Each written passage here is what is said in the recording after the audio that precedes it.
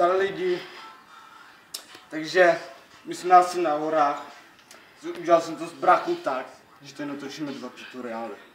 A nejenom jeden, abyste diváci měli na co koukat. Jsem to tu mohl.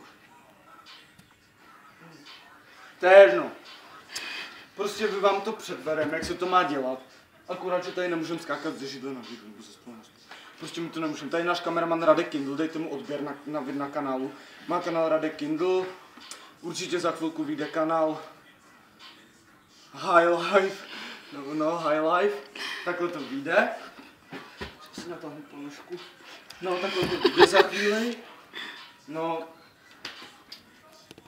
Mám pěkný zadek. Jdem to ukázat. No. Takže, vstupujte si. No, dělá se to z překážky na překážku. Pojď taky.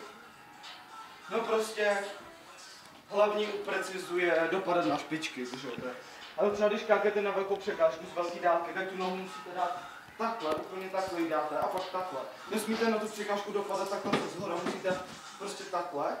Ta židle tam nejde vidět. Čau. Musíte prostě takhle. Já to stopnu, než A přejdu. nesmíte to z hora, tak jo. Na tu překážku musíte dopadat takhle. Ale prostě musíte být na špičky, jakože takhle. A pak si takhle jakoby narovnáte. Nesmíte prostě dopadat takhle, jo. To by se mohlo stát prostě, že spadnete dopředu. Prostě mohlo by se stát nějaká nehoda. Nehoda by se mohla stát. A proto musíte právě, no takhle.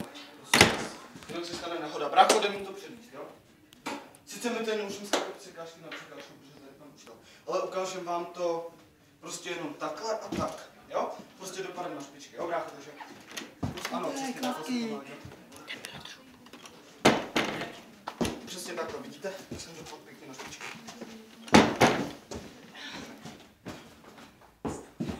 Takhle to asi vypadá, třeba můžete hodit preciz, hned hodíte preciz a můžete jít hned třeba do frontu, jo? To vypadá asi takhle. Skočíte preco a hned prostě skáčete a skočíte. Brácha vám tady předvede preciz a backo. Preciz a backflip, jo? Takže pojď, brácho. Takhle to asi nějak vypadá. Když skáčete třeba preciz a prostě koblíčko menší. Já nevím, prostě takhle to nějak může vypadat.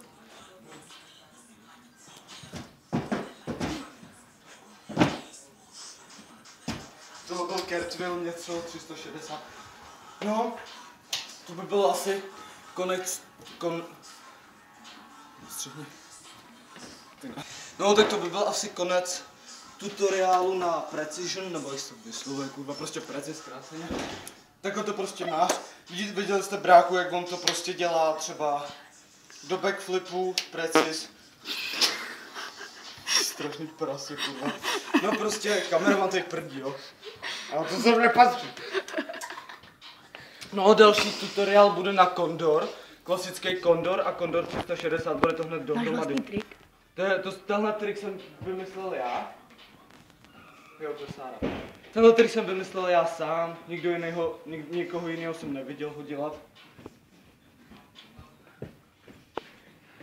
Prostě ho dělám jenom já sám a to bude asi další tutoriál. Tak čus lidi.